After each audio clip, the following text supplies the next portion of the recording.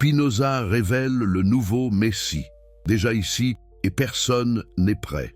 Imaginez pendant un instant que tout ce qu'on vous a enseigné sur le salut, sur la rédemption, sur l'attente du Sauveur qui viendra des cieux dans toute sa gloire était complètement faux.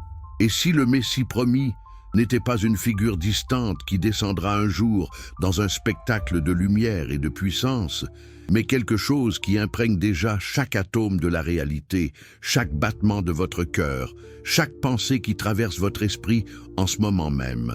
Avant de continuer cette révélation qui va ébranler tout ce que vous croyez savoir, si vous aimez les histoires qui transforment la perspective et ouvrent des portes vers des vérités cachées, abonnez-vous à cette chaîne maintenant pour ne manquer aucun moment de ces découvertes extraordinaires.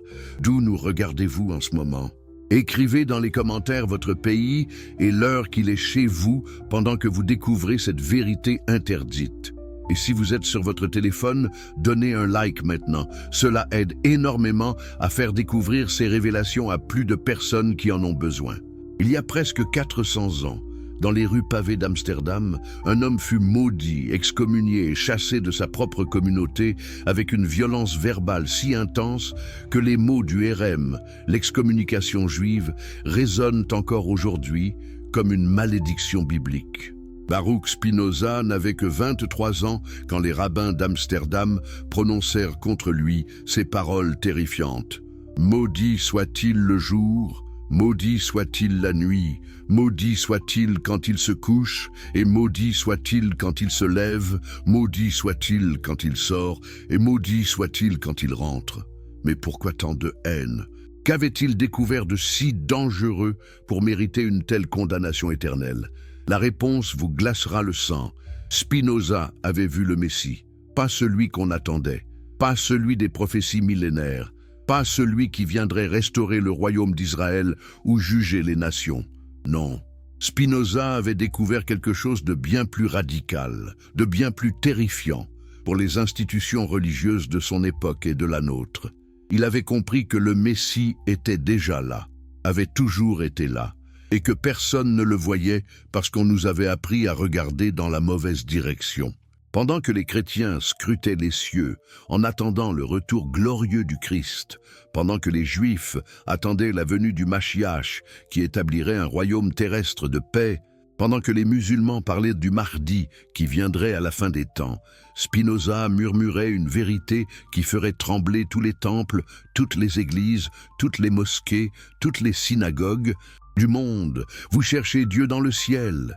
Il est ici, dans la nature même. Vous attendez le Messie. Ouvrez les yeux, il n'a jamais été absent. Mais qu'est-ce que cela signifie vraiment? Comment un philosophe excommunié, vivant modestement, en polissant des lentilles pour microscopes et télescopes, avait-il osé redéfinir complètement le concept même de messianisme? Et pourquoi son message reste-t-il si dangereux aujourd'hui que la plupart des cours de philosophie préfèrent l'édulcorer, le rendre inoffensif, le transformer en simple panthéisme poétique? Pour comprendre la révolution spinoziste, nous devons retourner au début, au péché original de toute religion organisée. Quel est ce péché? C'est la séparation, la division, la fracture cosmique qui place Dieu d'un côté et la création de l'autre. C'est cette idée que le divin habite un royaume céleste séparé, qu'il observe notre monde de loin, qu'il intervient parfois par miracle, qu'il enverra un jour son Messie pour réparer ce monde brisé. Pensez-y un instant. Toutes les grandes religions abrahamiques partagent cette architecture fondamentale. Dieu est transcendant, au-delà, ailleurs, séparé de sa création. Et parce qu'il est séparé, nous avons besoin de médiateurs, de prêtres, de prophètes, de rituels, de sacrifices, d'intermédiaires qui comblent le gouffre entre le divin et l'humain. Et surtout, nous avons besoin d'attendre le Sauveur qui viendra, attendre la rédemption future, attendre que Dieu décide enfin d'intervenir dans l'histoire. Mais qu'arrive-t-il quand quelqu'un ose dire que cette séparation elle-même est l'illusion fondamentale, que Dieu n'a jamais été séparé de la nature, que le divin et le naturel sont une seule et même réalité, une seule et même substance exprimée de manières infinies? C'est exactement ce que Spinoza a fait. Dans son œuvre monumentale, L'éthique écrite dans le secret pendant des années et publiée seulement après sa mort pour éviter la persécution, il pose une équation qui détruit tout l'édifice de la théologie traditionnelle. Deus sive natura, Dieu, c'est-à-dire la nature. Pas Dieu et la nature, pas Dieu au-dessus de la nature, pas Dieu séparé de la nature, mais Dieu qui est la nature qui est Dieu. Comprenez-vous l'implication explosive de cette affirmation?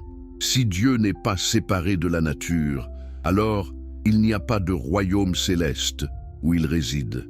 Si Dieu est la nature elle-même dans sa totalité infinie, alors chaque arbre, chaque étoile, chaque pensée humaine, chaque mouvement d'atome est une expression directe du divin. Il n'y a pas de profane opposé au sacré.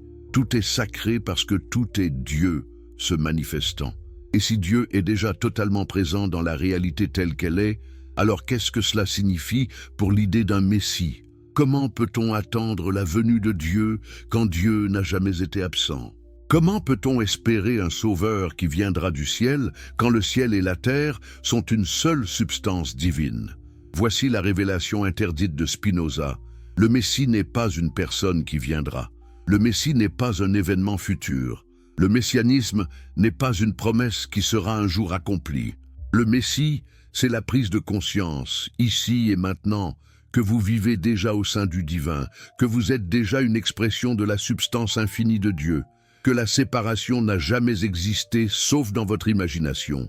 Mais attendez, cela semble peut-être abstrait, trop philosophique. Descendons dans le concret de l'histoire. Pourquoi Spinoza est-il arrivé à cette conclusion radicale? Quelle était son expérience vécue qui l'a conduit à cette vision révolutionnaire?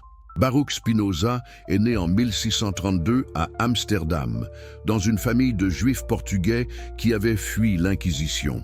Son père était un marchand prospère, respecté dans la communauté séfarade d'Amsterdam.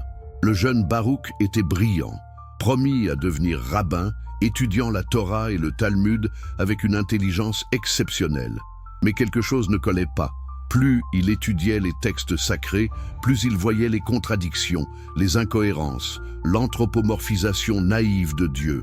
Imaginez le jeune Spinoza assis dans la yeshiva, écoutant les rabbins expliquer que Dieu s'est mis en colère, que Dieu a regretté d'avoir créé l'humanité, que Dieu a changé d'avis, que Dieu exige des sacrifices d'animaux pour être apaisé, et quelque chose dans l'esprit brillant de ce jeune homme se rebelle.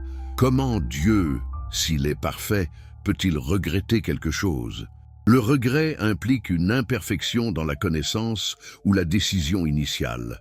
Comment Dieu, s'il est infini et éternel, peut-il changer d'avis? Le changement implique le temps, et le temps implique la limitation. Mais ce n'était pas seulement la critique intellectuelle qui bouillonnait en Spinoza.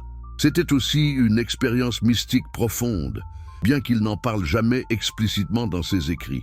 Certains biographes rapportent qu'il passait de longues heures dans la contemplation silencieuse, regardant la nature, observant les motifs mathématiques dans les plantes, dans les cristaux, dans les mouvements des astres.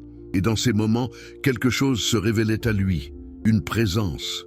Pas un Dieu personnel qui le regardait d'en haut, mais une intelligence immanente, tissée dans la structure même de la réalité. Comment décririez-vous une telle expérience? Comment trouveriez-vous les mots pour exprimer que vous avez senti l'univers entier comme un organisme vivant unique, dont vous n'êtes qu'une cellule consciente, mais une cellule qui partage la même substance que le tout? Comment exprimeriez-vous que vous avez compris, dans vos os, dans votre sang, que la séparation entre vous et Dieu n'existe pas, n'a jamais existé, ne peut pas exister, parce qu'il n'y a qu'une seule substance infinie qui se déploie en mode infiniment varié? Spinoza a trouvé un langage, la géométrie, pas la poésie mystique des soufis, pas les paraboles énigmatiques des kabbalistes, mais la rigueur froide et implacable de la démonstration mathématique. Parce que voyez-vous, si sa vision était vraie, si Dieu était vraiment identique à la nature, alors les vérités sur Dieu devaient être aussi certaines, aussi démontrables que les théorèmes de géométrie. C'est pourquoi l'éthique est écrite mor géométrico, à la manière géométrique. Chaque proposition découle logiquement de la précédente, avec une nécessité implacable. Dieu n'est pas une question de foi, mais de compréhension rationnelle. Le messianisme n'est pas une espérance, mais une connaissance. Mais cette approche révolutionnaire avait un prix terrible. En 1656, quand Spinoza avait 23 ans, les rabbins d'Amsterdam ne pouvaient plus tolérer ses questions, ses doutes exprimés publiquement, sa remise en question des dogmes. Le 27 juillet 1656, devant toute la congrégation assemblée, les portes de l'Arche Sainte furent ouvertes, les bougies noires furent allumées, et le chauffard sonna 7 fois, pendant que le Hazan lisait le Hérem, l'excommunication la plus sévère jamais prononcée contre un juif à Amsterdam. Écoutez ces mots et sentez leur poids. Par le jugement des anges et des saints, nous excommunions, chassons, maudissons et exécrons Baruch Spinoza. Maudit soit-il de jour et maudit soit-il de nuit. Maudit soit-il quand il se couche et maudit soit-il quand il se lève. Maudit soit-il quand il sort et maudit soit-il quand il rentre. Que l'Éternel ne lui pardonne jamais. Que la colère et le courroux de l'Éternel s'enflamment contre cet homme et fassent venir sur lui toutes les malédictions écrites dans le livre de la loi. Pourquoi une telle violence verbale? Parce que Spinoza menaçait le fondement même de l'autorité religieuse. Si Dieu est la nature et la nature est Dieu, alors pourquoi aurions-nous besoin de rabbins pour nous dire comment plaire à Dieu? Si le Messie est déjà présent dans la compréhension rationnelle de la réalité, alors pourquoi aurions-nous besoin d'attendre un sauveur que les autorités religieuses nous disent de suivre? Mais Spinoza ne s'est pas rétracté, il ne s'est pas excusé, il ne s'est pas soumis. Au contraire, il a quitté Amsterdam, s'est installé dans de petites villes hollandaises, a gagné sa vie modestement en polissant des lentilles optiques. Une métaphore parfaite pour sa philosophie, polir les lentilles de la perception pour voir la réalité clairement. Et a continué à écrire, à penser, à développer sa vision révolutionnaire. Dans le traité théologico-politique, publié anonymement en 1670, Spinoza lance une attaque dévastatrice contre la superstition religieuse. Il analyse les écritures hébraïques comme n'importe quel texte historique, montrant leurs contradictions, leurs erreurs factuelles, leurs origines humaines. Il ose affirmer que Moïse n'a pas écrit la Torah, que les prophètes n'étaient pas infaillibles, que les miracles rapportés dans la Bible sont soit des incompréhensions de phénomènes naturels, soit des métaphores mal interprétées. Mais le plus radical, c'est son traitement de la figure messianique elle-même. Les Juifs attendaient le Messie comme un roi politique qui restaurerait le royaume d'Israël et établirait la paix universelle. Les chrétiens attendaient le retour du Christ dans les nuées pour juger les vivants et les morts. Et Spinoza dit « Vous avez tout compris de travers. Le Messie, explique-t-il, n'est pas une personne littérale. C'est un symbole de l'humanité qui accède à la vraie connaissance de Dieu. Quand les prophètes parlaient du Messie qui viendrait établir un royaume de paix, ils ne parlaient pas d'un événement politique futur. Ils exprimaient, dans le langage imaginatif adapté aux masses de leur époque, une vérité philosophique.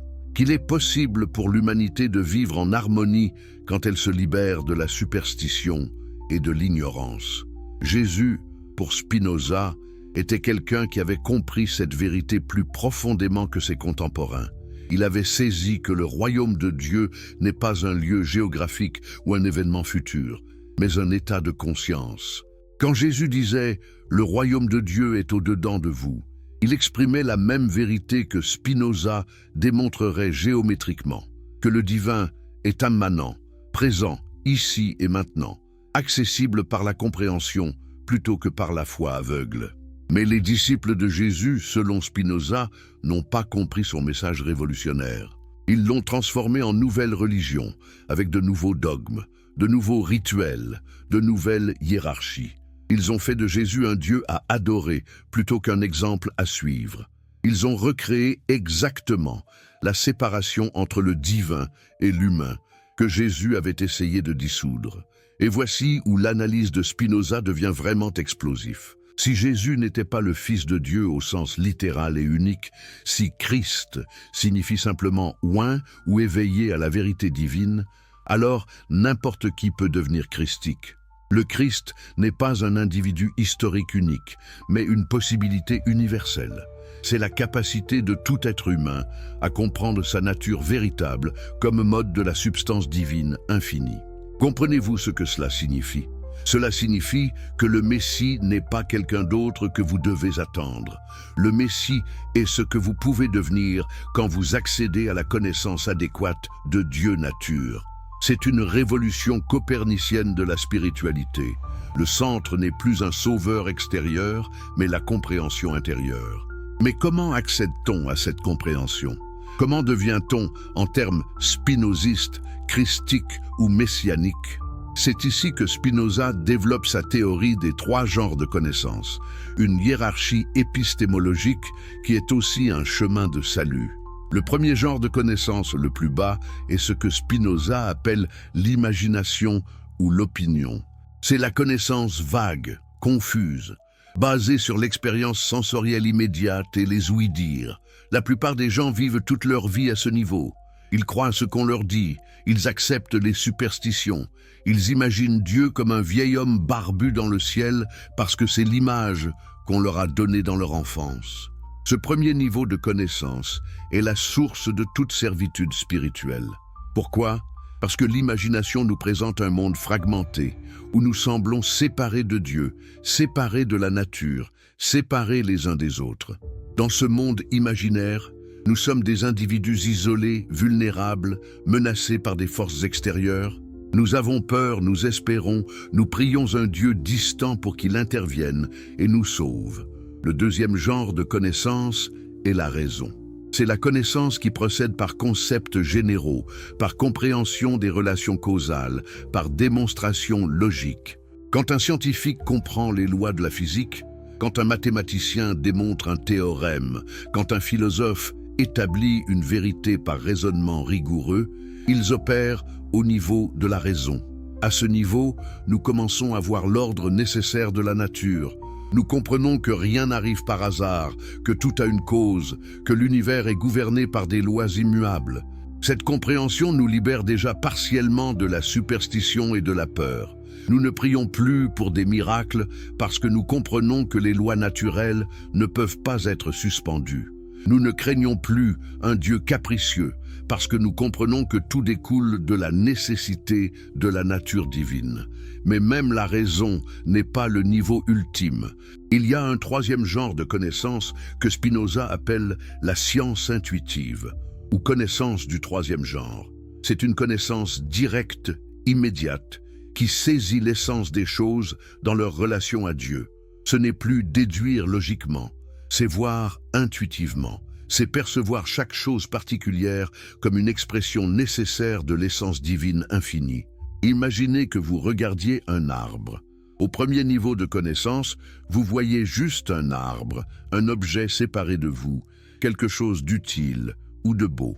Au deuxième niveau, vous comprenez scientifiquement l'arbre, sa biologie, comment il photosynthétise, comment il s'inscrit dans un écosystème, les lois physiques et chimiques qui gouvernent sa croissance.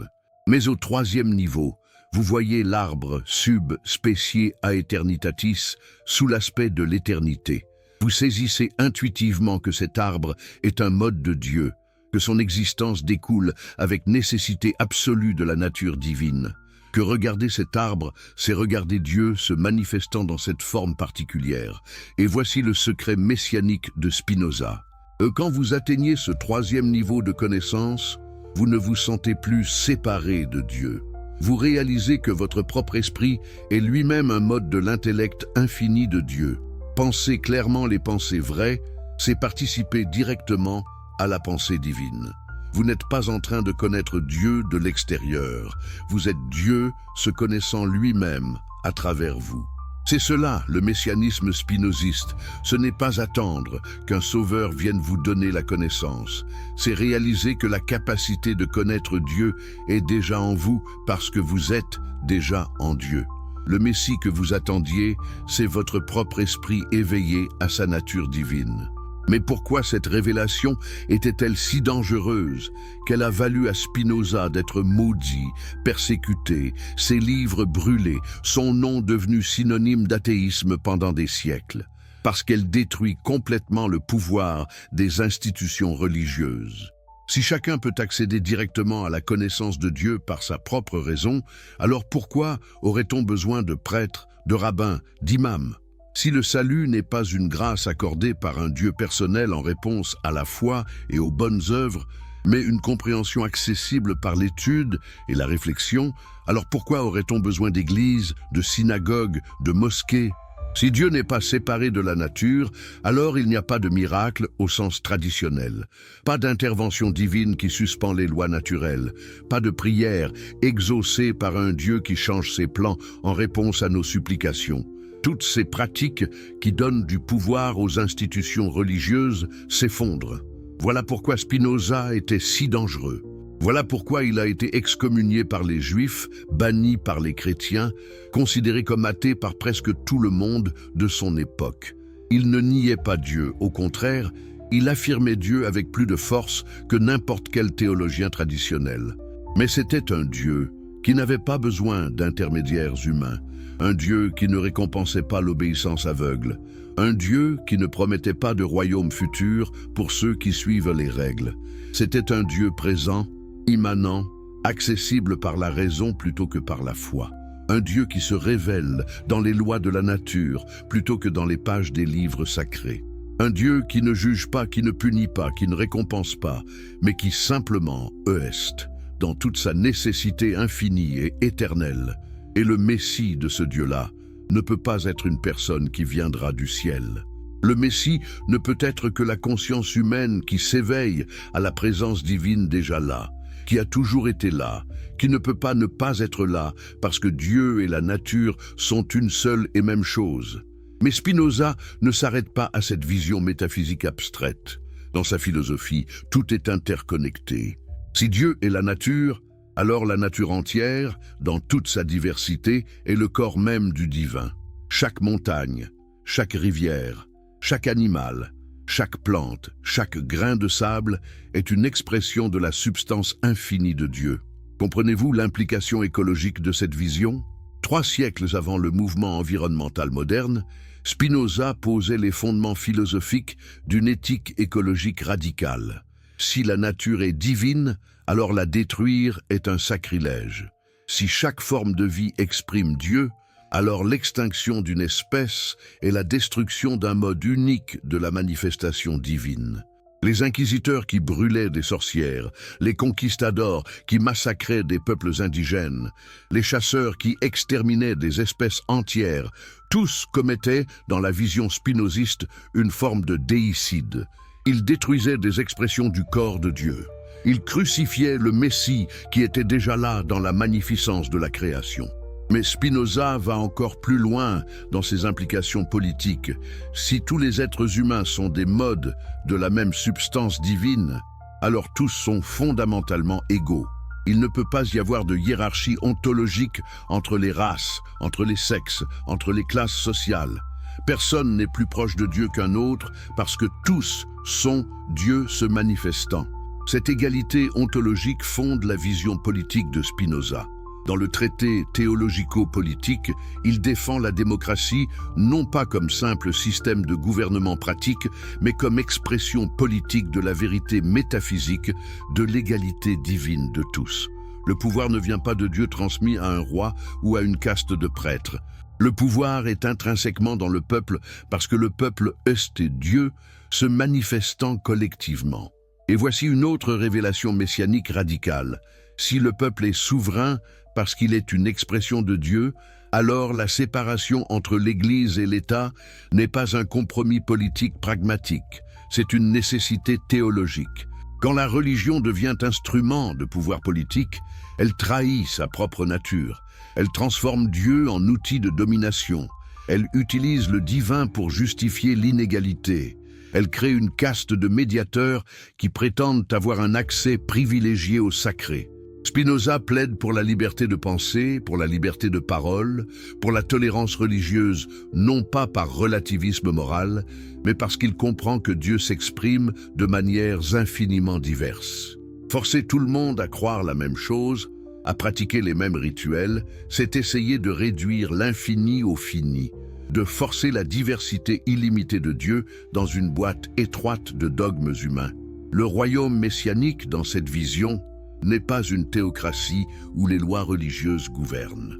C'est une société libre où la raison gouverne, où chacun peut chercher la vérité selon sa propre compréhension, où le bien commun est poursuivi non par obéissance à des commandements divins externes, mais par compréhension rationnelle de ce qui permet à tous de s'épanouir. Vous voyez maintenant pourquoi ce message était si dangereux il y a 3 siècles et reste dangereux aujourd'hui. Spinoza ne proposait pas juste une philosophie abstraite. Il proposait une révolution totale de la conscience humaine, une transformation radicale de toutes nos institutions religieuses, politiques, sociales. Et au cœur de cette révolution se trouve sa redéfinition du messianisme. Le Messie n'est pas celui qui vient imposer la paix et la justice d'en haut. Le Messie est la capacité humaine elle-même, présente en chacun, de comprendre la vérité et de vivre selon la raison. Le royaume messianique n'est pas un futur paradis terrestre. C'est la société qui émerge quand suffisamment de personnes s'éveillent à leur nature divine et commencent à vivre en accord avec la connaissance adéquate de Dieu nature. Mais Spinoza savait aussi que cet éveil n'était pas facile. Il décrit dans l'Éthique tous les obstacles qui nous maintiennent dans la servitude spirituelle. Le plus grand obstacle, les passions. Pas les émotions elles-mêmes, mais les émotions inadéquates, celles qui naissent de la compréhension confuse de notre relation au monde. Prenez la peur. Pourquoi avons-nous peur? Parce que nous nous percevons comme des entités séparées, vulnérables aux forces extérieures qui peuvent nous détruire. Mais cette perception est basée sur une connaissance inadéquate. Si nous comprenions vraiment que nous sommes des modes de la substance éternelle de Dieu, que notre essence vraie ne peut pas être détruite parce qu'elle participe à l'éternité divine, nous ne craindrions pas la mort ou le changement. Prenez l'espoir. Pourquoi espérons-nous? Parce que nous désirons que le futur soit différent du présent, que quelque chose de bon arrive qui n'est pas encore là. Mais l'espoir, dit Spinoza, est le jumeau de la peur. Les deux présupposent que nous ne sommes pas complets maintenant, que nous avons besoin de quelque chose d'externe pour être heureux. Et c'est précisément pourquoi attendre un Messie futur est une forme de servitude spirituelle.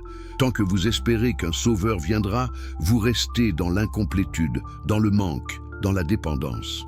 Vous donnez votre pouvoir à une promesse future plutôt que de réaliser la plénitude déjà présente. La vraie liberté pour Spinoza commence quand vous cessez d'espérer et commencez à comprendre, quand vous cessez d'attendre et commencez à voir, quand vous cessez de prier pour un miracle et commencez à contempler la perfection nécessaire de tout ce qui est. Mais attention, cela ne signifie pas accepter passivement l'injustice ou la souffrance. Au contraire, quelqu'un qui comprend vraiment la nature divine de toute existence agira nécessairement pour promouvoir le bien, pour réduire la souffrance, pour créer les conditions de l'épanouissement humain. Non pas parce qu'un commandement divin l'exige, mais parce que la compréhension elle-même engendre naturellement l'amour, la compassion, le désir de contribuer au bien de tous. C'est ce que Spinoza appelle l'amor intellectualis Dei, l'amour intellectuel de Dieu.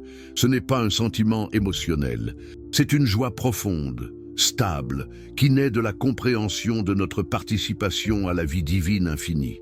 Quand vous comprenez que vous êtes un mode de Dieu, que tout ce qui existe est Dieu se manifestant, vous ne pouvez pas ne pas ressentir un amour pour la totalité de l'existence. Et cet amour n'attend rien en retour.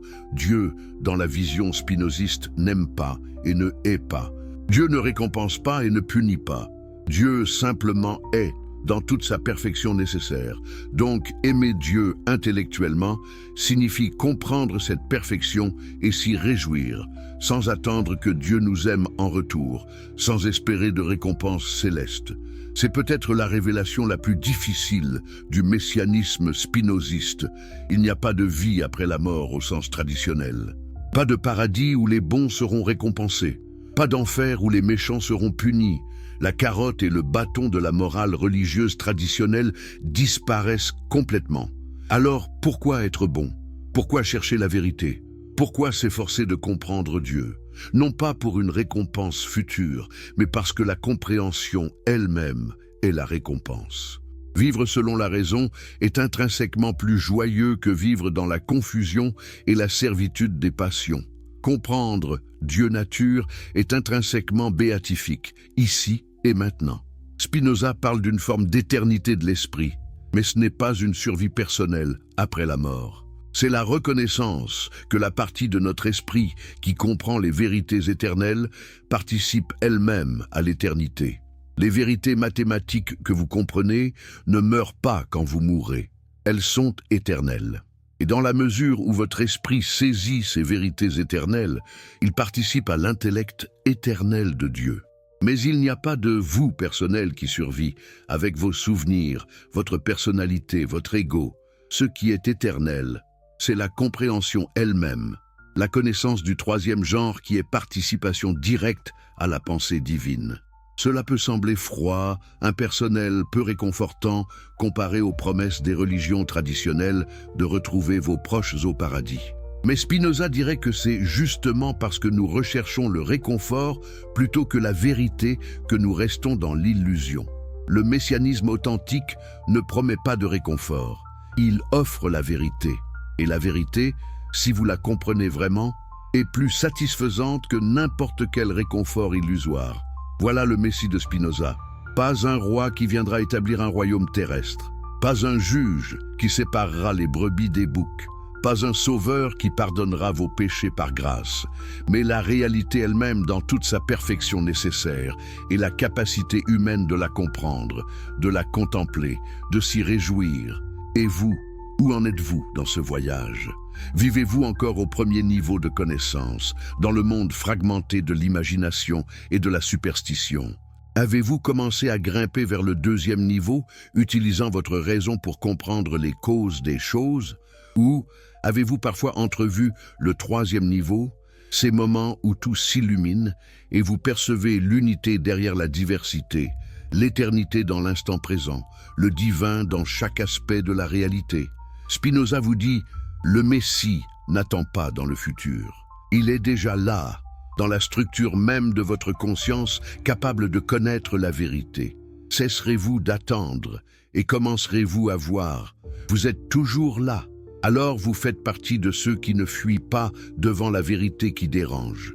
Avant de plonger encore plus profondément dans cette révélation qui continue de faire trembler les fondements même de la pensée religieuse, je vous invite à vous abonner à cette chaîne si vous aimez les récits qui transforment la compréhension et ouvrent des portes vers des vérités cachées pendant des siècles. Dites-nous d'où vous nous regardez en ce moment et quelle heure il est chez vous. Cela nous aide à comprendre jusqu'où cette vérité spinoziste voyage à travers le monde. Et si vous êtes sur votre mobile, un simple like aide énormément à faire découvrir ce message à d'autres personnes qui cherchent la vérité au-delà des dogmes. Nous avons vu comment Spinoza a redéfini complètement le concept de Messie, transformant l'attente d'un sauveur futur en reconnaissance d'une présence divine déjà là. Mais maintenant, nous devons explorer une dimension encore plus explosive de sa pensée. Que signifie être libre dans l'univers de Spinoza et comment cette liberté devient-elle elle-même une forme de réalisation messianique? Pensez à tous les discours que vous avez entendus sur la liberté politique, la liberté de choix, le libre arbitre, l'idée que vous êtes l'auteur autonome de vos décisions, que vous auriez pu choisir autrement, que votre volonté est indépendante des causes qui vous précèdent. Toute la morale occidentale, toute la théologie chrétienne du péché et de la rédemption, tout le système judiciaire moderne repose sur cette idée que nous sommes libres de choisir. entre le bien et le mal. Et Spinoza dit « c'est une illusion dangereuse qui nous maintient dans la servitude spirituelle précisément en nous faisant croire que nous sommes libres. » Attendez, n'est-ce pas contradictoire? Comment peut-on être libre en reconnaissant qu'on n'est pas libre? Comment le déterminisme absolu de Spinoza peut-il être libérateur? C'est exactement ce paradoxe que nous devons démêler pour comprendre son messianisme de la liberté. Retournons à Amsterdam en 1656, juste après l'excommunication de Spinoza. Imaginez le jeune homme de 23 ans, chassé de sa communauté, coupé de sa famille, son nom devenu une malédiction. Selon la logique traditionnelle du libre arbitre, Spinoza aurait pu choisir de se rétracter, de s'excuser, de rentrer dans le rang. Pourquoi ne l'a-t-il pas fait? Les théologiens diraient qu'il a librement choisi l'hérésie, qu'il est donc responsable et mérite sa punition. Mais Spinoza lui-même comprenait différemment sa situation. Il ne se voyait pas comme faisant un choix libre entre orthodoxie et hérésie. Il voyait que ses pensées, sa compréhension, sa vision de la réalité découlaient nécessairement de tout ce qui l'avait formé. Son éducation brillante, sa capacité intellectuelle exceptionnelle, son exposition aux idées de Descartes et d'autres philosophes modernes, sa personnalité contemplative, peut-être même des expériences mystiques dont il ne parlait pas. Toutes ces causes antécédentes convergeaient nécessairement vers le Spinoza qui ne pouvait pas ne pas penser ce qu'il pensait. Dire qu'il aurait pu choisir autrement, c'est comme dire qu'un triangle aurait pu choisir d'avoir 4 côtés. La nature même de Spinoza, façonnée par des causes infinies, produisait nécessairement ses pensées hérétiques, comme un arbre produit nécessairement des fruits selon son espèce. Alors où est la liberté là-dedans? N'est-ce pas du fatalisme pur? Ne transforme-t-on pas les humains en marionnettes des forces causales qui les dépassent? Voici la révolution spinoziste. La vraie liberté n'est pas l'absence de détermination causale. La vraie liberté est la compréhension de cette détermination. Quand vous comprenez pourquoi vous agissez comme vous agissez, quand vous saisissez les causes de vos désirs, de vos peurs, de vos croyances, vous n'êtes plus leur esclave inconscient. Vous devenez conscient de la nécessité qui vous traverse. Spinoza distingue rigoureusement entre liberté et libre arbitre. Le libre arbitre n'existe pas, c'est une illusion qui vient de l'ignorance de nos causes. Nous croyons vouloir librement quelque chose, simplement parce que nous ignorons les causes qui nous font le vouloir. C'est comme une pierre qui, si elle était consciente de son mouvement mais ignorante de la force qui l'a lancée, croirait se mouvoir librement. Mais la liberté existe. C'est la capacité d'agir selon sa propre nature plutôt que d'être contrainte par des forces externes. Et surtout, c'est la capacité de comprendre sa propre nature, de saisir sa place dans le réseau causal infini qui constitue Dieu nature. Regardez comment Spinoza définit la liberté dans l'éthique. Est libre ce qui existe par la seule nécessité de sa nature et se détermine soi-même à agir.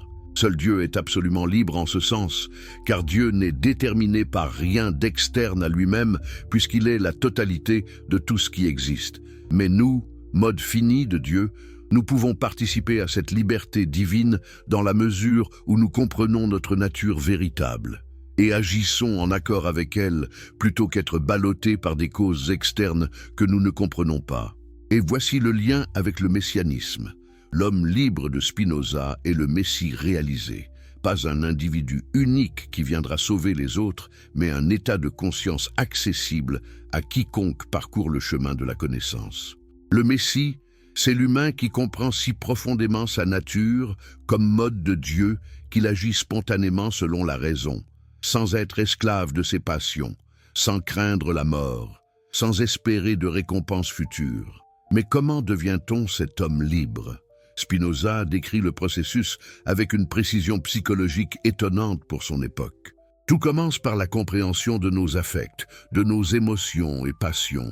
La plupart des gens vivent dominés par ce que Spinoza appelle les passions, les affects passifs. Ce sont les émotions qui nous arrivent du dehors, causées par des rencontres avec des choses externes. Vous voyez quelqu'un qui vous a insulté, vous ressentez de la colère. Vous perdez quelque chose que vous aimiez, vous ressentez de la tristesse. Vous craignez un danger futur, vous ressentez de l'anxiété. Toutes ces passions ont une caractéristique commune. Elles diminuent votre puissance d'agir. Quand vous êtes en colère, êtes-vous vraiment libre? Non, vous êtes dominé par cette émotion. Elle vous pousse à agir de manière que vous regretterez peut-être. Quand vous êtes anxieux, êtes-vous libre? Non, vous êtes paralysé par la peur de ce qui pourrait arriver. Mais pourquoi avons-nous ces passions? Parce que nous avons une compréhension inadéquate de notre relation aux choses qui les causent.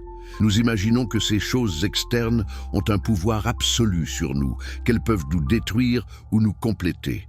Cette imagination est basée sur le premier niveau de connaissance dont nous avons parlé, la connaissance confuse et fragmentaire. Maintenant, que se passe-t-il quand vous commencez à comprendre vraiment les causes de vos émotions? Quand vous saisissez que votre colère vient de votre attachement à votre image de vous-même qui a été blessée? Quand vous comprenez que votre anxiété vient de votre désir de contrôler un futur qui est en fait déterminé par des causes que vous ne contrôlez pas? La compréhension elle-même transforme la passion en action, l'affect passif en affect actif. Vous ne cessez pas de ressentir des émotions, mais elles ne vous dominent plus. Elles deviennent des expressions de votre compréhension plutôt que des réactions aveugles à des stimuli externes. Spinoza donne un exemple saisissant. Imaginez deux personnes qui désirent la même chose, disons une position sociale ou un amour. Si leur désir est une passion, basée sur l'imagination que cette chose externe les rendra complets et heureux, alors ils seront en conflit, chacun voyant l'autre comme un obstacle à son bonheur. Leur désir les rendra esclaves, misérables, potentiellement violents. Mais si leur désir est éclairé par la compréhension, s'ils reconnaissent que leur bonheur véritable ne dépend pas de l'obtention de cette chose externe, mais de leur compréhension de leur nature divine, alors leur désir se transforme. Ils peuvent poursuivre ce qu'ils veulent sans être esclaves de cette poursuite, sans voir les autres comme des ennemis, sans craindre l'échec comme une catastrophe. Vous voyez la transformation politique explosive de cette psychologie? Si tous comprenaient que leur bonheur ne dépend pas de la domination des autres, de l'accumulation de richesses, de l'obtention de pouvoir, mais de la compréhension de leur participation à la vie divine infinie, alors les racines mêmes de la violence sociale seraient coupées. C'est pourquoi Spinoza, dans le traité théologico-politique, développe une vision politique qui est inséparable de sa métaphysique et de sa psychologie. La politique n'est pas un domaine séparé gouverné par ses propres lois amorales. La politique est l'expression collective de la condition humaine, et elle ne peut être transformée que par la transformation de la conscience humaine. Mais Spinoza n'est pas naïf. Il sait que la plupart des gens ne vivront jamais au niveau de la connaissance du troisième genre. Il sait que les masses continueront à être dominées par leurs passions, leurs superstitions, leurs peurs. Alors, comment organiser une société qui protège la liberté de pensée nécessaire pour que quelques-uns, au moins, puissent parcourir le chemin vers la compréhension adéquate? Sa réponse est révolutionnaire pour son époque. La démocratie combinée avec une séparation stricte entre religion et politique. Pourquoi la démocratie? Parce que c'est le système qui maximise la probabilité que les lois reflètent la raison commune, plutôt que les caprices d'un tyran ou les intérêts d'une oligarchie. Dans une monarchie ou une aristocratie, le pouvoir est concentré dans les mains de quelques-uns qui peuvent imposer leurs passions irrationnelles à tous. Mais dans une démocratie, les passions individuelles doivent se confronter, se modérer mutuellement, et ce qui émerge est plus susceptible d'approcher la raison commune. Notez bien, Spinoza ne dit pas que la démocratie produit toujours la vérité ou la justice. Il dit qu'elle est le système le moins mauvais, celui qui donne le plus de chance à la raison de s'exprimer contre les passions individuelles, tyranniques. Et pourquoi séparer religion et État? Ici, Spinoza est absolument explicite et radical. Il écrit dans le traité théologico-politique que le but de l'État n'est pas de transformer les gens en bêtes ou automates qui obéissent aveuglément. Le but de l'État est de permettre aux gens de développer leur raison et leur capacité en sécurité et en paix. Si l'État impose une religion, si les autorités politiques dictent ce qu'on doit croire, alors la liberté de penser est détruite.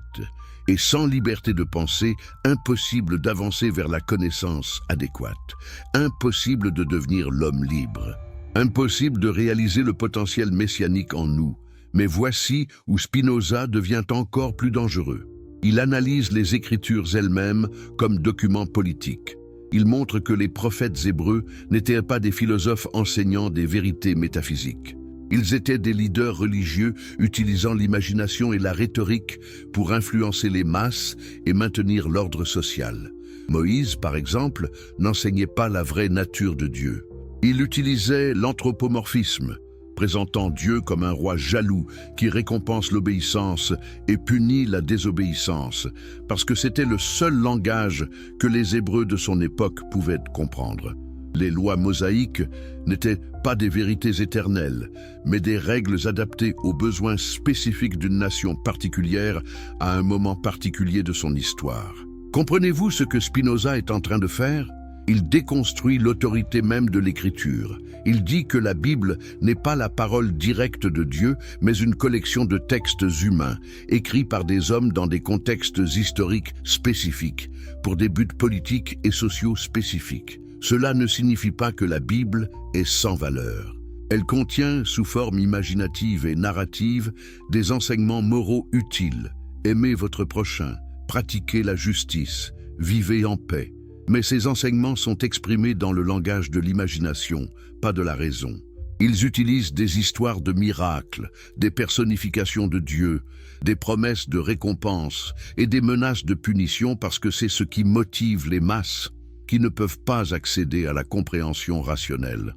Alors pour les philosophes, pour ceux qui sont capables de raison, la Bible n'est pas la source ultime de vérité. La source ultime de vérité est la nature elle-même, Dieu nature, accessible par la raison et l'observation. La science devient la vraie théologie. Comprendre les lois de la physique, c'est comprendre comment Dieu agit nécessairement. Démontrer un théorème mathématique, c'est participer à la pensée éternelle de Dieu. Mais pour les masses, la religion reste utile tant qu'elle enseigne l'obéissance, la charité, la justice. Le danger vient quand la religion prétend à la vérité métaphysique, quand elle veut dicter non seulement le comportement moral, mais aussi les croyances théoriques, quand elle persécute ceux qui pensent différemment. C'est pourquoi Spinoza plaide avec tant de passion pour la liberté de pensée et d'expression. Dans un passage célèbre du traité théologico-politique, il écrit que, dans un État libre, chacun doit être autorisé à penser ce qu'il veut et à dire ce qu'il pense, tant qu'il obéit aux lois justes établies démocratiquement. Vous ne devez pas pouvoir persécuter quelqu'un pour ses croyances théologiques. Vous ne devez pas pouvoir imposer l'orthodoxie religieuse par la force, parce que la pensée est libre par nature. Vous pouvez forcer quelqu'un à se taire, à prétendre croire, mais vous ne pouvez pas forcer la croyance authentique. Tout ce que vous faites en persécutant l'hérésie, c'est créer de l'hypocrisie et de la rancœur. Imaginez l'audace de ces idées en 1670, quand le traité théologico-politique fut publié anonymement. L'Europe était encore déchirée par les guerres de religion. L'Inquisition brûlait encore des hérétiques. Les Pays-Bas eux-mêmes, bien que plus tolérants que la plupart des pays, avaient des lois strictes contre le blasphème et l'athéisme. Et voilà qu'un livre apparaît, en latin pour que les érudits de toute l'Europe puissent le lire, déclarant que les Écritures ne sont pas la parole infaillible de Dieu, que les miracles sont impossibles, que la séparation de l'Église et de l'État est nécessaire, que la liberté de penser est le droit fondamental de tout être humain. La réaction fut explosive. Le livre fut immédiatement condamné par les autorités calvinistes des Pays-Bas.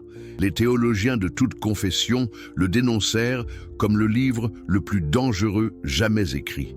Même les amis libéraux de Spinoza l'implorèrent de ne pas publier d'autres œuvres de son vivant. Et Spinoza obéit. Son chef-d'œuvre, l'Éthique, resta dans ses tiroirs jusqu'à sa mort en 1677.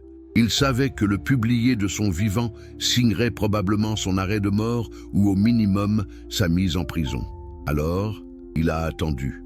Il a continué à polir ses lentilles, à vivre modestement, à correspondre avec des intellectuels à travers l'Europe, à affiner ses idées. Mais même en silence, même en retrait, Spinoza était devenu le symbole vivant de la pensée libre contre la superstition. Des visiteurs venaient le voir dans sa petite chambre à La Haye. Des étudiants allemands faisaient le voyage pour discuter philosophie avec lui. Sa réputation s'étendait comme philosophe le plus radical d'Europe. Certains voulaient le convertir, le ramener dans le giron d'une orthodoxie quelconque.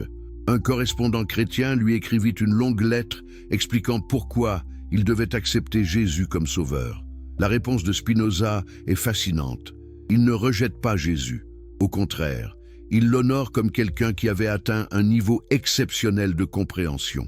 Mais, écrit Spinoza, si Jésus communiquait avec Dieu de esprit à esprit, sans mots ni vision, alors il avait atteint le troisième genre de connaissance, la connaissance intuitive directe. Il avait réalisé sa nature comme mode de Dieu. En ce sens, on peut dire que Dieu se révélait en lui, ou qu'il révélait Dieu aux autres.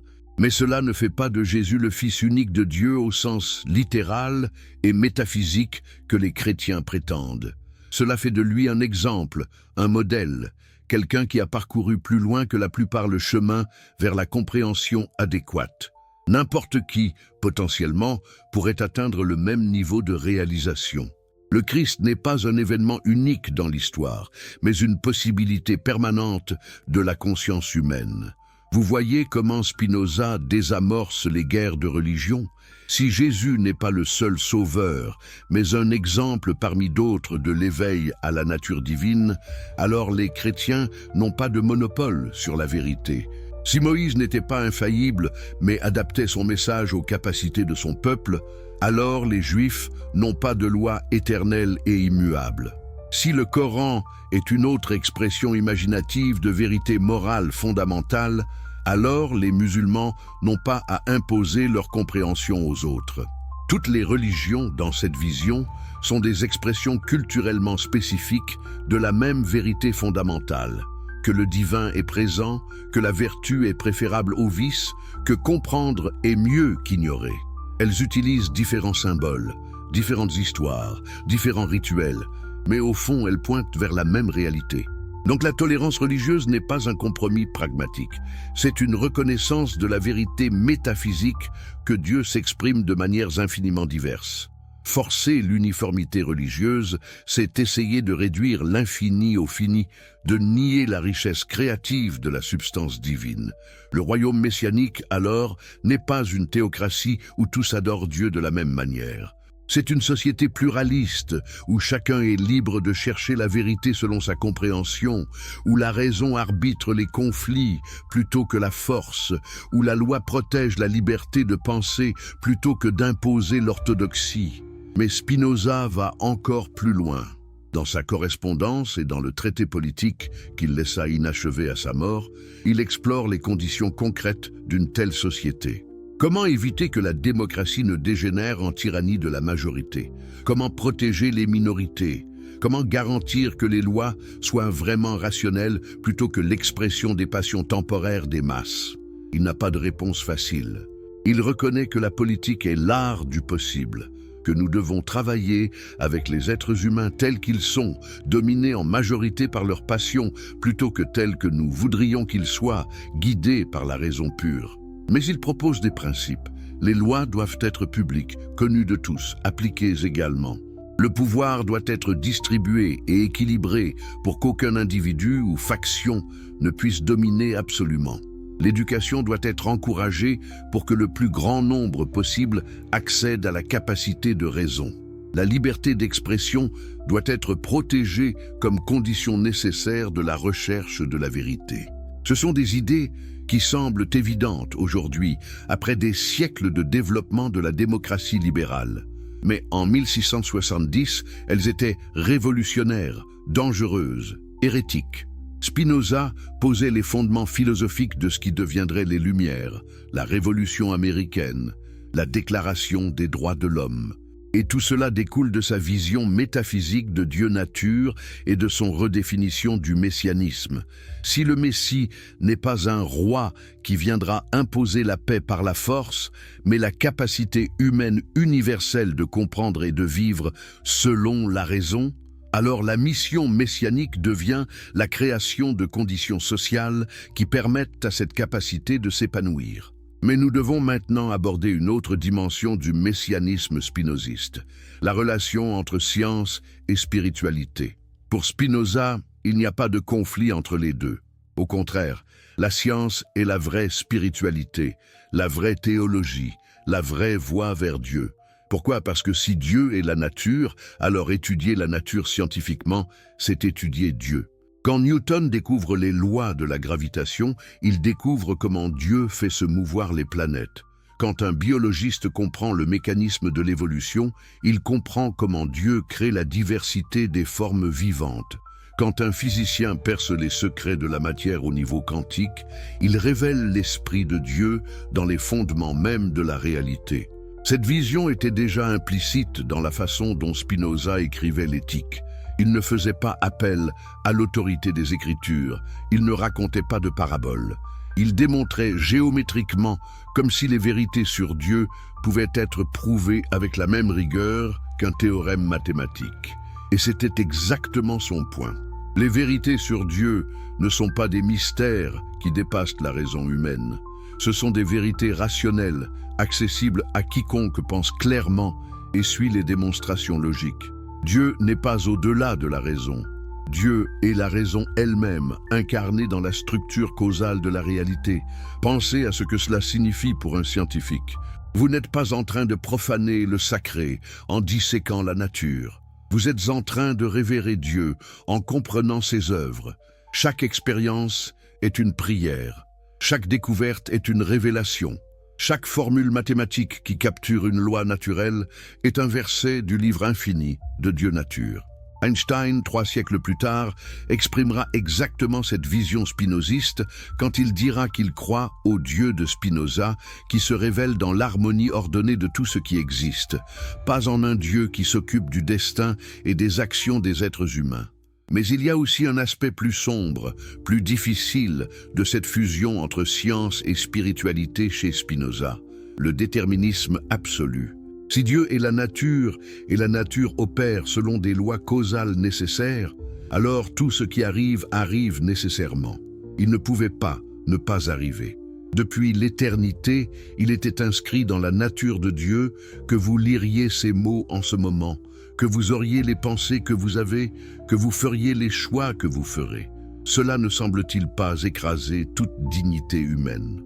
Ne fait-il pas de nous des rouages dans une machine cosmique dépourvue de toute valeur ou signification réelle? Spinoza répondrait « Au contraire, c'est précisément la compréhension du déterminisme qui nous libère et nous donne de la dignité. » Comment? D'abord, le déterminisme nous libère de la culpabilité et du ressentiment. Si tout découle nécessairement de la nature de Dieu, alors il n'y a personne à blâmer pour quoi que ce soit.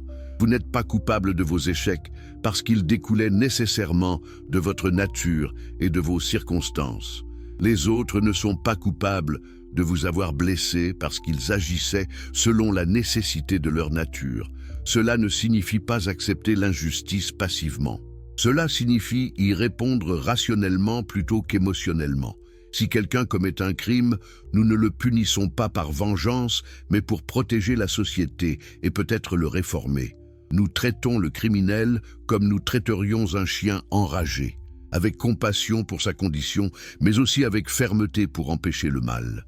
Ensuite, le déterminisme nous permet de voir notre vie sub specie aeternitatis, sous l'aspect de l'éternité.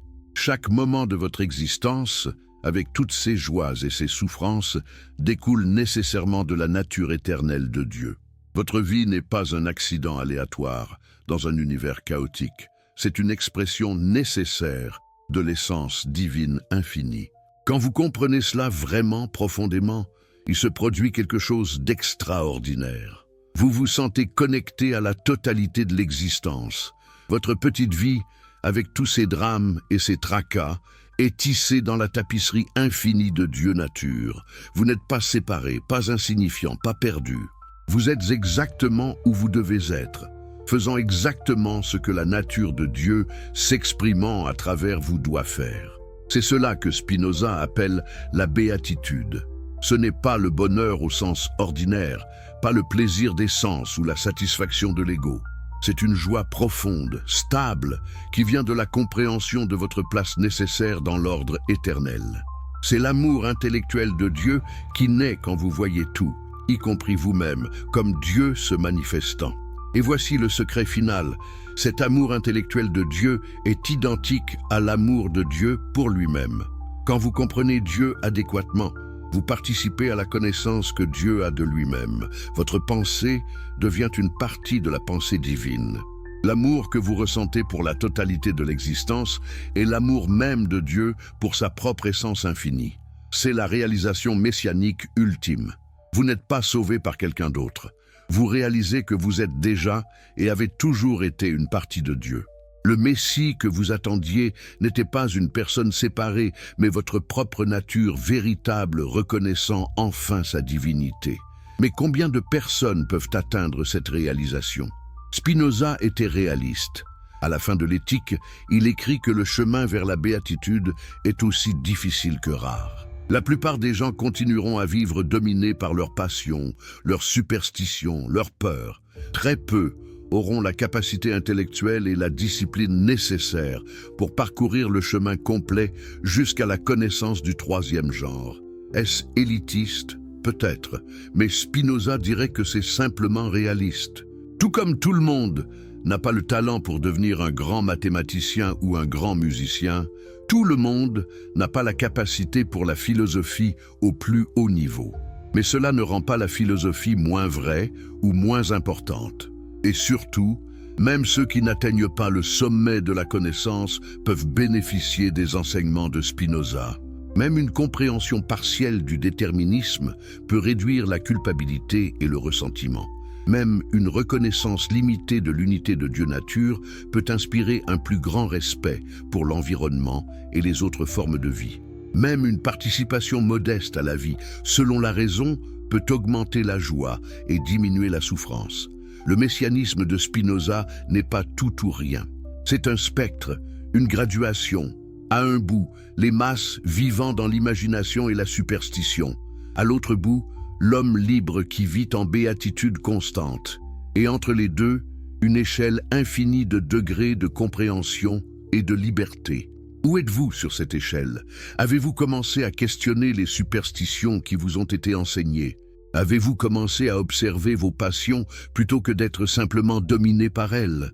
Avez-vous eu des aperçus, même fugitifs, de l'unité fondamentale de toute existence? Spinoza vous dit « N'attendez pas qu'un Messie vienne vous sauver. Commencez maintenant le travail de vous comprendre, de comprendre votre relation à la totalité, de développer votre raison. » Chaque pas sur ce chemin est déjà une forme de salut. Chaque moment de compréhension claire est déjà une participation à la vie divine. Le Messie est là, dans votre capacité même à comprendre ses mots, à réfléchir sur ses idées, à vous questionner sur votre place dans l'univers. Allez-vous l'ignorer et continuer à attendre quelque chose d'externe? Ou allez-vous reconnaître que ce que vous cherchez a toujours été en vous, attendant simplement que vous cessiez de regarder ailleurs et commenciez à voir? Vous êtes encore là. Cela signifie que quelque chose en vous résonne avec cette vérité qui a été cachée pendant des siècles. Si vous ressentez cette résonance, si ces révélations transforment votre façon de voir la réalité, abonnez-vous maintenant à cette chaîne pour ne manquer aucune de ces découvertes qui changent la vie. Écrivez dans les commentaires d'où vous nous regardez et l'heure qu'il est chez vous en ce moment précis où cette vérité spinoziste traverse les continents et les fuseaux horaires pour vous atteindre. Et si vous êtes sur votre téléphone, un like maintenant aide énormément à faire découvrir ce message à d'autres âmes qui cherchent la vérité au-delà des illusions. Nous avons parcouru un long chemin à travers la pensée révolutionnaire de Spinoza. Nous avons vu comment il a redéfini le Messie, comment il a révélé la liberté dans le déterminisme, comment il a fusionné science et spiritualité. Mais maintenant, nous devons affronter la question la plus difficile, la plus personnelle. Pourquoi ne voyons-nous pas le Messias qui est déjà là? Qu'est-ce qui nous aveugle à cette présence divine qui imprègne chaque atome de la réalité? Spinoza nous dit qu'il y a des obstacles, des voiles sur nos yeux, des chaînes qui nous maintiennent dans une caverne d'illusions pendant que la lumière de la vérité brille dehors. Et le premier obstacle, le plus puissant, le plus insidieux, c'est la superstition. Mais qu'est-ce que la superstition exactement? Ce n'est pas simplement croire aux fantômes ou éviter les chats noirs. Pour Spinoza, la superstition est quelque chose de beaucoup plus profond et dangereux. C'est l'attitude fondamentale qui projette nos peurs et nos désirs sur l'univers, qui imagine un Dieu fait à notre image, qui transforme la nature en théâtre où se jouent nos drames psychologiques. Retournons au début, aux origines de la superstition dans la psychologie humaine. Imaginez nos ancêtres préhistoriques vivant dans un monde qu'ils ne comprenaient pas. L'orage éclate, la foudre frappe, quelqu'un meurt. Pourquoi ? Ils ne connaissent pas la météorologie, l'électricité, les causes naturelles. Alors ils imaginent qu'un être puissant, en colère, a lancé la foudre. Peut-être ont-ils offensé cet être. Peut-être doivent-ils l'apaiser avec des sacrifices. C'est ainsi que naissent les dieux anthropomorphes. Nous projetons nos émotions humaines sur les forces naturelles. Le tonnerre devient la colère de Zeus. La fertilité devient la bénédiction de Déméter. La mer tempétueuse devient la rage de Poséidon. Nous créons tout un panthéon de personnages divins qui reflètent nos propres passions, nos propres désirs, nos propres peurs. Et pourquoi faisons-nous cela? Spinoza donne une réponse psychologique brillante. Parce que nous avons peur de l'inconnu et besoin de sentir que nous avons un certain contrôle. Si la foudre frappe au hasard, nous sommes impuissants. Mais si elle frappe parce qu'un Dieu est en colère, alors peut-être pouvons-nous influencer ce Dieu par des prières, des rituels, des sacrifices. L'illusion du contrôle est préférable à l'acceptation de notre impuissance. La superstition, dit Spinoza, naît de l'espoir et de la peur. Quand les choses vont bien, nous espérons qu'elles continuent et nous attribuons notre bonne fortune à la faveur divine. Quand les choses vont mal, nous craignons qu'elles empirent et nous cherchons désespérément des moyens d'apaiser les forces que nous imaginons responsables. Mais voici le piège. Tant que nous vivons dans l'espoir et la peur, nous restons esclaves. L'espoir nous fait attendre un futur meilleur plutôt que d'accepter le présent tel qu'il est. La peur nous paralyse et nous rend vulnérables à la manipulation par ceux qui prétendent savoir comment éviter les catastrophes. Et qui sont ces manipulateurs? Les prêtres, les prophètes, les autorités religieuses qui prétendent avoir un accès spécial au divin. Ils exploitent notre peur et notre espoir. Ils nous disent « Faites ce que nous disons, croyez ce que nous enseignons, obéissez à nos lois et Dieu vous protégera.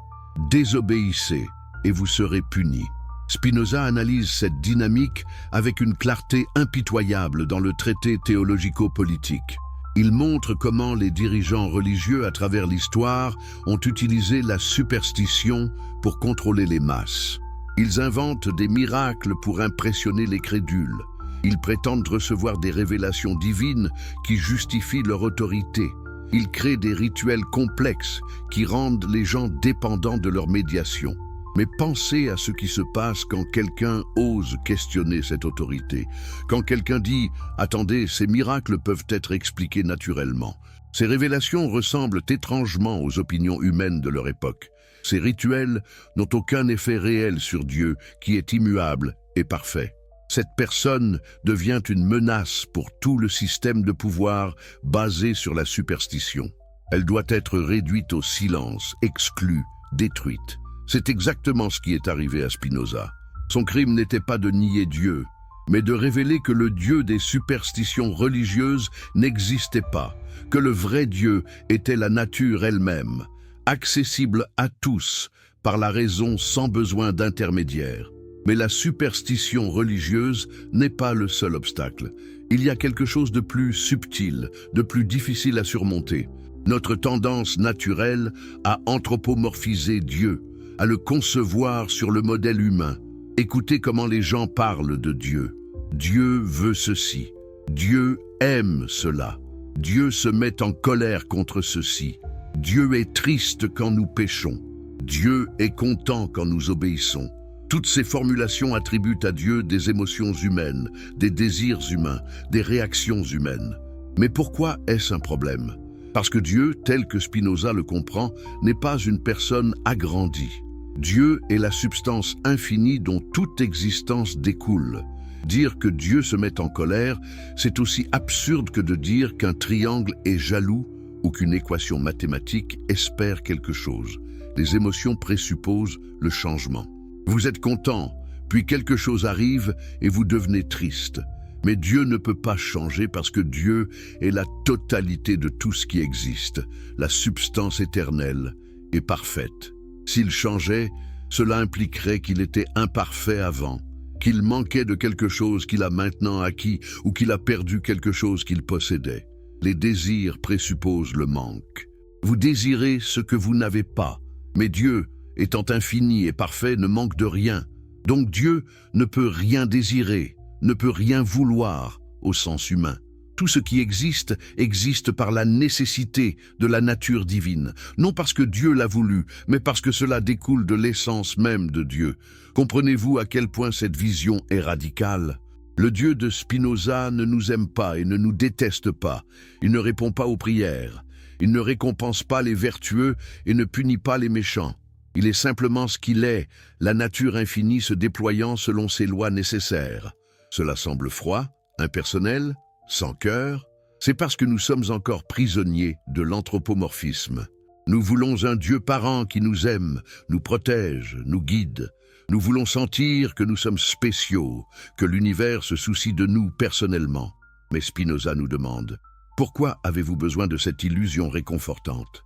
N'est-il pas plus magnifique, plus sublime de reconnaître que vous êtes un mode de la substance infinie, une expression nécessaire de Dieu? Vous n'avez pas besoin que Dieu vous aime séparément parce que vous êtes Dieu se manifestant. Qu'est-ce qui pourrait être plus intime, plus profond que cela? Mais il y a encore un autre obstacle, peut-être le plus paradoxal, l'espoir lui-même. Attendez. N'est-ce pas l'espoir qui nous maintient en vie, qui nous donne la force de continuer dans les moments difficiles? Comment l'espoir peut-il être un obstacle? Spinoza nous montre que l'espoir est inséparable de la peur. Ce sont deux faces de la même pièce. Vous espérez quelque chose de bon dans le futur, précisément parce que vous craignez que cela n'arrive pas. L'espoir présuppose l'incertitude, le doute, le manque dans le présent. Et c'est exactement pourquoi attendre un Messie futur est une forme de servitude spirituelle. Tant que vous espérez qu'un sauveur viendra, vous déclarez implicitement que vous n'êtes pas complet maintenant, que la réalité actuelle est insuffisante, que vous avez besoin de quelque chose d'externe pour être sauvé. Cette attitude d'espoir messianique a des conséquences politiques désastreuses. Les gens deviennent passifs, attendant que le Sauveur arrive, plutôt que de prendre leur destin en main. Ils acceptent l'injustice présente parce qu'ils croient qu'elle sera corrigée dans un royaume futur. Ils obéissent aux autorités religieuses qui promettent d'intercéder auprès du Messias quand il viendra. Spinoza nous dit « cessez d'espérer et commencez à comprendre ». La réalité est déjà parfaite dans sa nécessité. Ce n'est pas que tout est bon au sens moral, mais que tout découle nécessairement de la nature de Dieu. Vouloir que la réalité soit différente de ce qu'elle est, c'est vouloir que Dieu soit différent de ce qu'il est, c'est-à-dire vouloir l'impossible. Mais attention, cela ne signifie pas la résignation passive.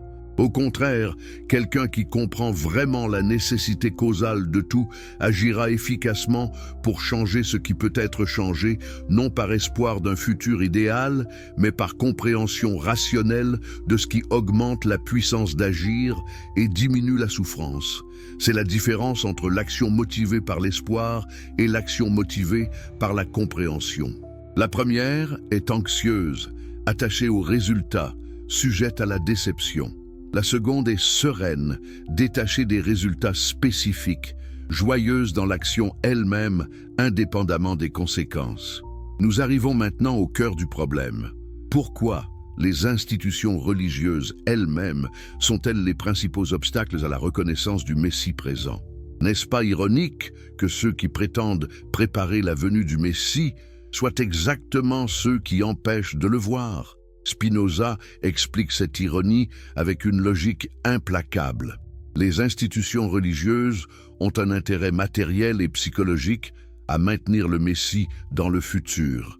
Si le Messie était déjà là, si le salut était accessible directement par la compréhension rationnelle sans besoin d'intermédiaire, alors à quoi serviraient les églises, les synagogues, les mosquées?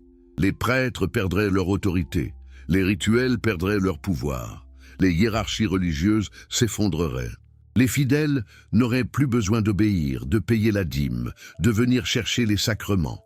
Tout le système de pouvoir religieux dépend du maintien du Messie comme promesse future, plutôt que réalité présente.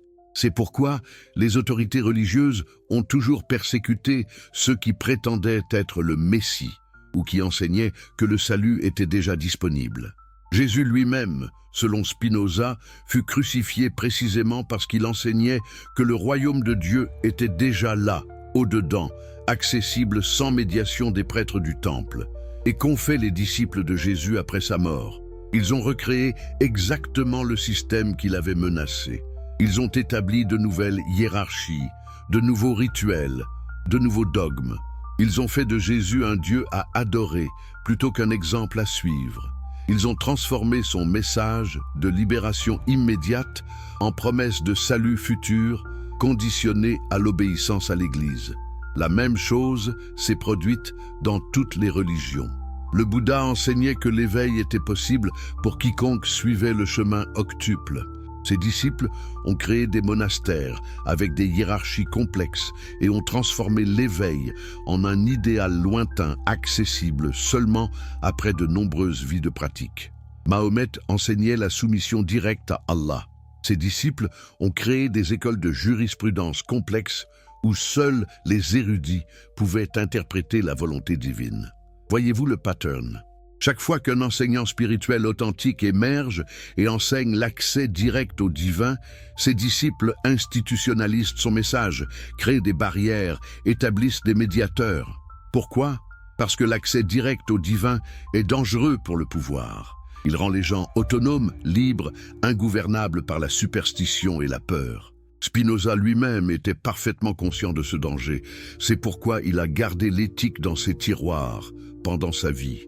Il savait que publier ouvertement sa vision d'un Dieu impersonnel, d'un salut par la compréhension, d'un messianisme déjà réalisé, lui vaudrait non seulement l'excommunication, mais probablement la prison ou la mort. Et il avait raison. Même après sa mort, en 1677, quand ses amis publièrent ses œuvres complètes, la réaction fut violente. Les livres furent interdits dans toute l'Europe. Être spinoziste devint synonyme d'athéisme, l'insulte la plus grave qu'on pouvait lancer contre quelqu'un.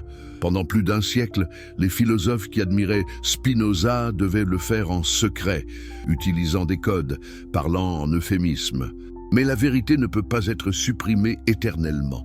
Les idées de Spinoza ont infiltré les Lumières. Ils ont influencé Leibniz malgré ses dénégations publiques. Ils ont façonné la pensée de philosophes allemands comme Lessing, Goethe, Hegel. Ils ont inspiré les romantiques qui cherchaient le divin dans la nature. Ils ont fourni les fondements philosophiques de la démocratie moderne et de la séparation de l'Église et de l'État. Mais voici la question cruciale.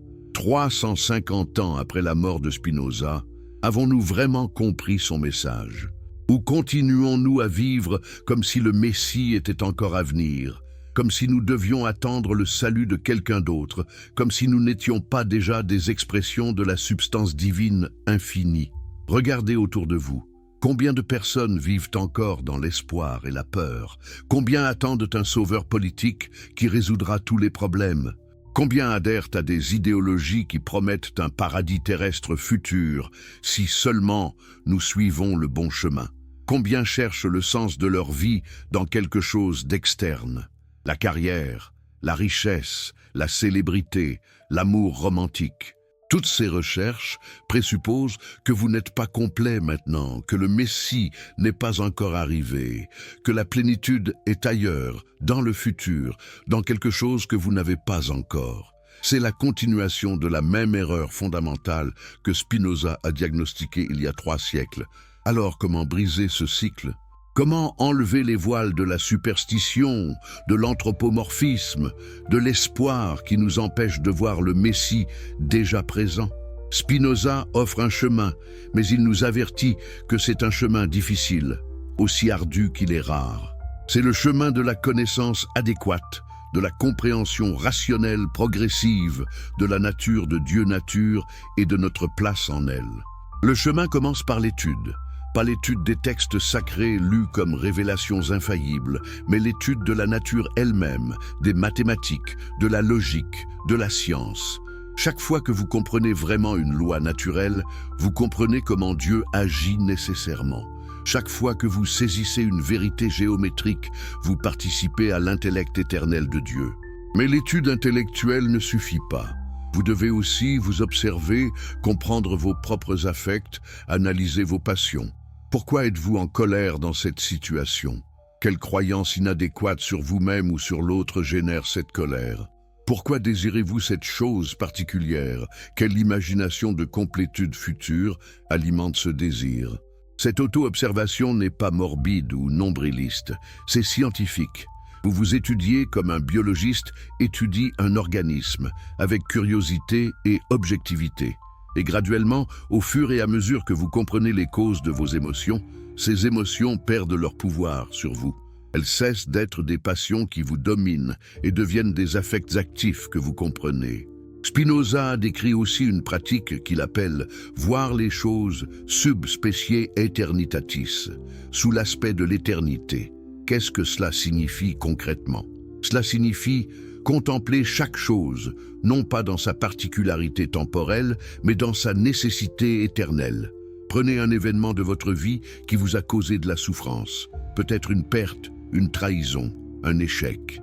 Au niveau de l'imagination, vous le voyez comme un accident malheureux qui n'aurait pas dû arriver. Vous êtes rempli de regrets, de ressentiments, de désirs que les choses aient été différentes.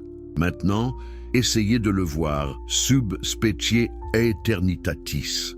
Cet événement a découlé nécessairement de toute une chaîne de causes antécédentes. Il ne pouvait pas ne pas arriver.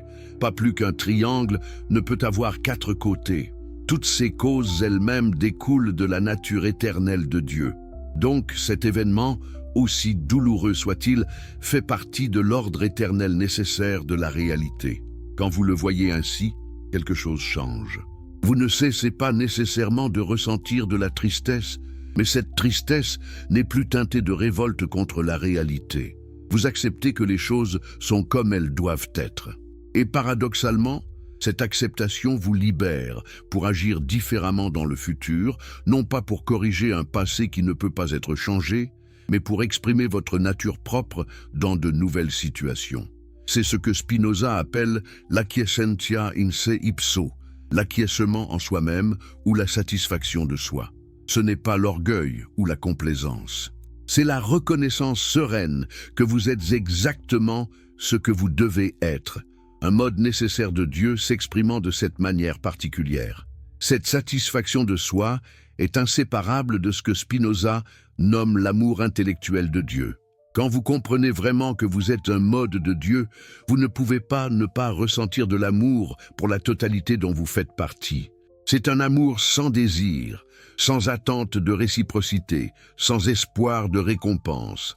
C'est simplement la joie de comprendre et de contempler la perfection nécessaire du tout. Et voici le secret final que Spinoza révèle à la fin de l'éthique. Cet amour intellectuel que nous ressentons pour Dieu est identique à l'amour que Dieu a pour lui-même. Quand nous comprenons Dieu adéquatement, nous participons à la connaissance que Dieu a de sa propre essence. Notre pensée devient littéralement une partie de la pensée divine. C'est la réalisation messianique ultime. Vous n'êtes pas sauvé par un autre. Vous réalisez que vous avez toujours été une partie de Dieu, que la séparation n'a jamais existé sauf dans votre imagination. Le Messie que vous attendiez n'était pas quelqu'un qui viendrait de l'extérieur, mais votre propre nature véritable, reconnaissant enfin sa divinité. Mais Spinoza est honnête. À la fin de l'éthique, dans les dernières propositions, il écrit « Si le chemin que j'ai montré conduisant à ces choses paraît extrêmement ardu, il peut néanmoins être trouvé. Et certes, ce qui se trouve si rarement doit être difficile. Car si le salut était à portée de main et pouvait être trouvé sans grand effort, comment pourrait-il être négligé par presque tous?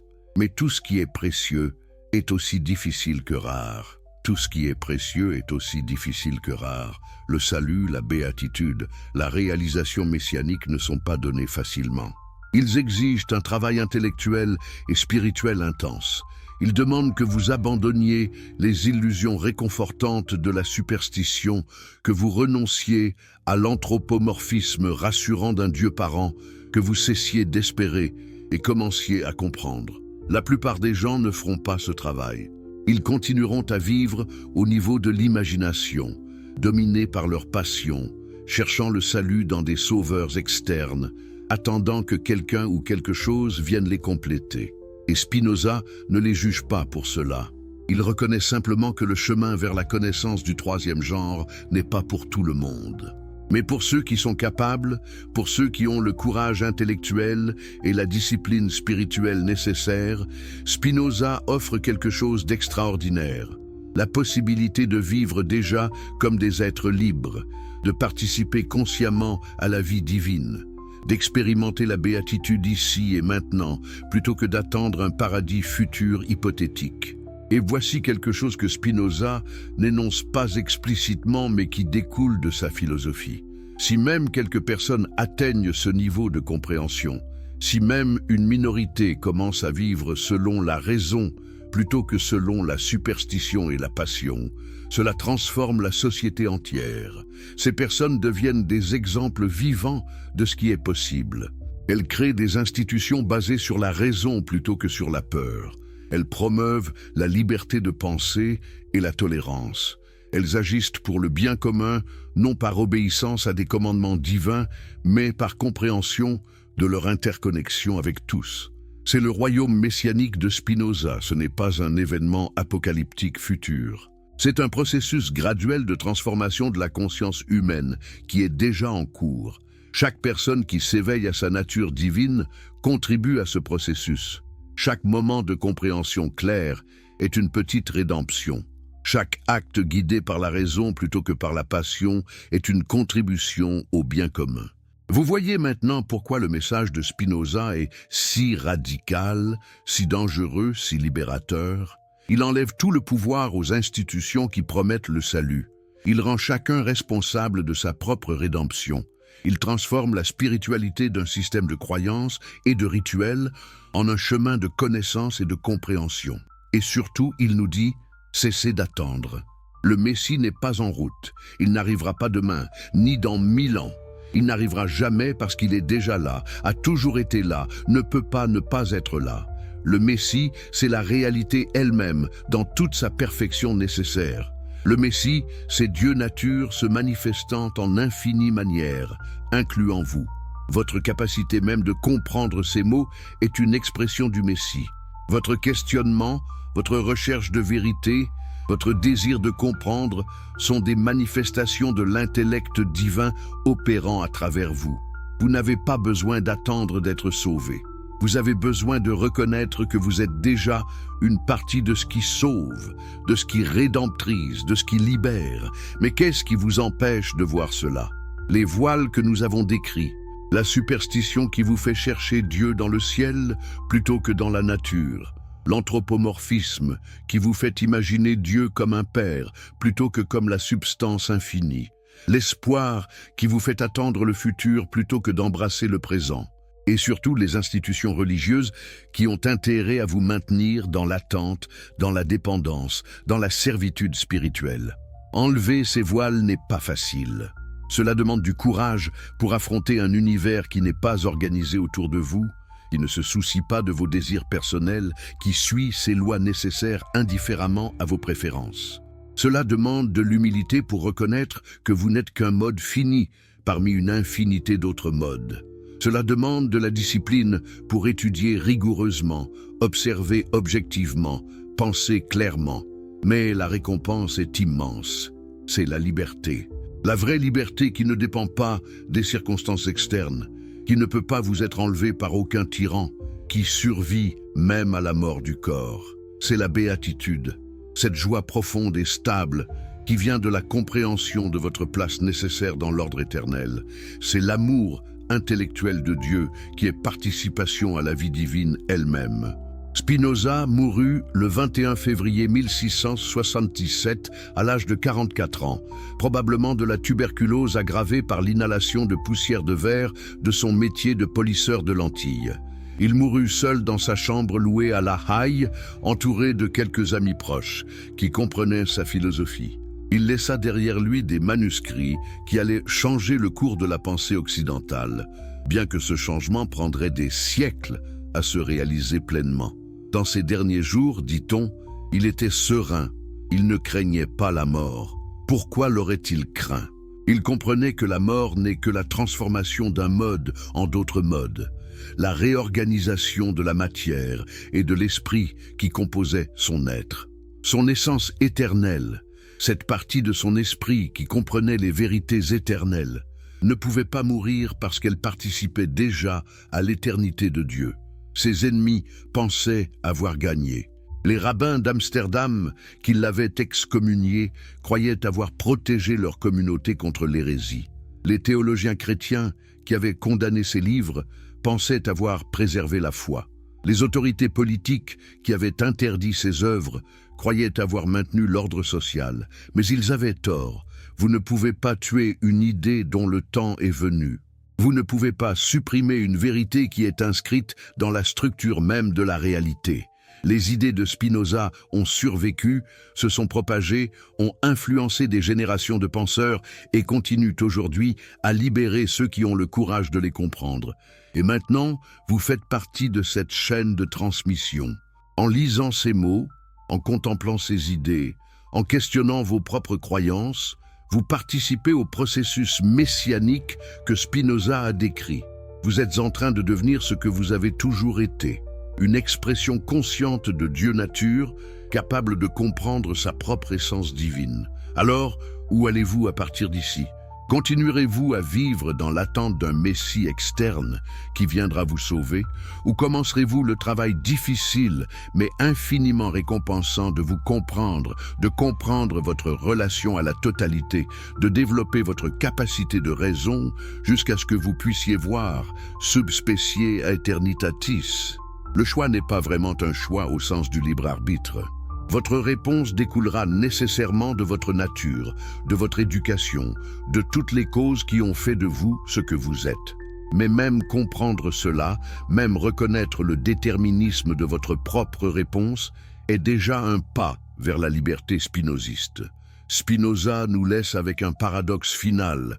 Tout est déterminé, et pourtant la compréhension de cette détermination nous libère. Nous ne pouvons pas changer le fait que nous sommes des modes finis de Dieu, mais nous pouvons changer notre relation à ce fait.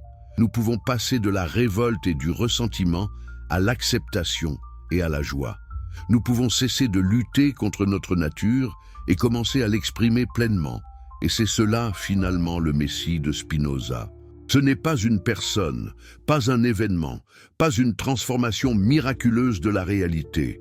C'est une transformation de la conscience, un éveil à ce qui a toujours été vrai, mais que nous ne voyions pas. C'est la reconnaissance que le divin n'a jamais été absent, que le salut n'a jamais été inaccessible, que la béatitude n'a jamais été dans le futur. Tout était déjà là, tout est déjà ici. Tout sera toujours là parce que Dieu nature est éternel et infini. La seule question est, quand ouvrirez-vous les yeux pour voir? Quand cesserez-vous de chercher dehors ce qui est dedans? Quand reconnaîtrez-vous que le Messie que vous attendiez, c'était votre propre capacité de comprendre, éveiller et réaliser? Spinoza nous a montré le chemin. Il a payé le prix de l'excommunication, de l'isolement, de la persécution pour nous transmettre cette vérité. Sa vie entière fut un témoignage de ce qu'il enseignait, que la liberté vient de la compréhension, que la béatitude vient de l'amour intellectuel de Dieu, que le salut est accessible ici et maintenant pour quiconque a le courage de penser clairement. Le pergamino a été exclu, brûlé, interdit. Mais la vérité qu'il contenait ne peut pas être détruite parce qu'elle est la vérité de la réalité elle-même. Elle attend simplement que vous arrêtiez de chercher dans les cieux et que vous regardiez dans la nature, dans votre propre esprit, dans la structure même de l'existence. Le Messie est ici. Il l'a toujours été. Il ne peut pas ne pas être ici parce qu'il est la réalité elle-même. La seule question qui reste est, êtes-vous prêt à le voir ? Êtes-vous prêt à abandonner les illusions réconfortantes et à embrasser la vérité libératrice ? Êtes-vous prêt à cesser d'attendre et à commencer à être ?